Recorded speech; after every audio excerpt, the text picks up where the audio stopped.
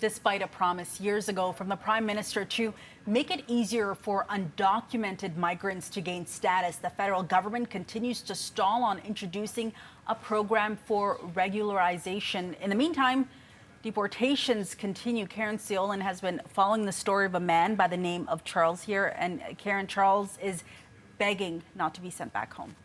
Yeah, I want to introduce you to Charles Mwangi because Charles fled Kenya for asylum in Canada in 2019 to seek safety as a bisexual man. Charles identifies with the 2S LGBTQ+ community, and we know that in Kenya, discriminatory laws have stoked really dangerous homophobia. And so Charles began to fear for his life back home.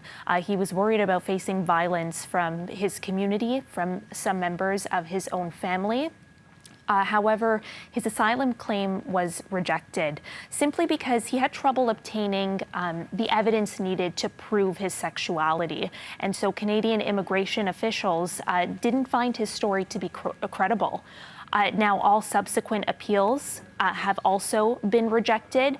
And so his 5 years long fight to stay in this country, to continue working here, he's worked in Toronto for those past 5 years, and to get status is coming to an end because he is now facing deportation next month. Charles has been asked to buy a one-way ticket to Kenya. He will have to present that ticket to immigration officials on July 31st.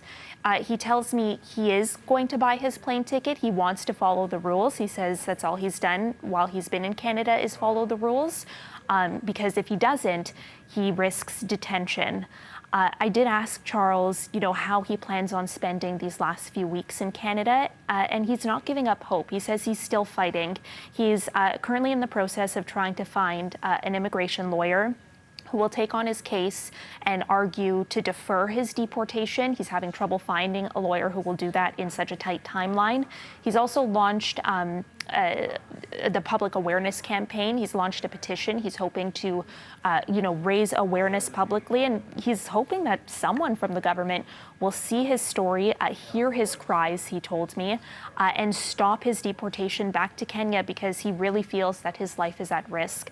This is what he told me he is feeling right now in this moment about the prospect of being put on a plane and being sent back next month. I'm at the dead end. I don't sleep, I don't eat. It's tough, yeah. But I'm praying God. There's a part of you that's still holding out hope that you can avoid this. Yeah, I want to keep fighting. I'm begging you, don't take me back home. Yeah, my life is in danger. So he's making this plea here, begging not to be sent back home. Are there any other avenues Charles can explore to stay here in Canada? Well, when I first met Charles, it was back in May. He had applied for a pre-removal risk assessment. That's kind of a last-ditch effort within the immigration system for those seeking asylum to kind of plead for their lives, to argue the dangers of their deportation to Canadian immigration officials. Now, his PRRI assessment was also rejected, and the reason for the denial of that application, is unclear because Canadian immigration officials do not have to disclose why they are rejecting the application. So Charles has been working with advocates with the Migrant Workers Alliance for Change. They've been helping him navigate these waters, and they tell me he actually can't even appeal his PRRI application anymore because the time has passed. This is why.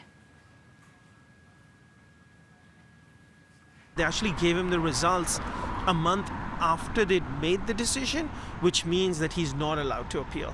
And this happens all the time. Canada Border Services Agency break their own rules, and there are set time limits for appeals, and it's now not possible for him to access it.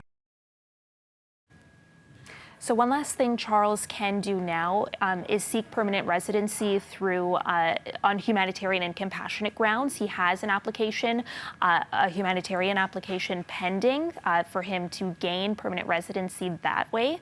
However, that could take upward of a year to process, and so he still needs to be deported back to Kenya in the meantime. This is why he is facing deportation as he awaits that one last final application. One thing to note, Faiza, is that the government does not monitor the fate of deportees once they leave the country. And so Charles, he fears that his life is at risk. He's pleading to immigration officials to hear his story, to stop his deportation, because he really truly believes, because he identifies as part of the 2S LGBTQ+ community, when he is back home in Kenya, that his own family will come after him. And time is really ticking for her here. Caryn Ceolin has been following this story closely. She'll have a full wrap on this tonight on City News at 5 and 6. Thanks so much, Caryn. Thank you.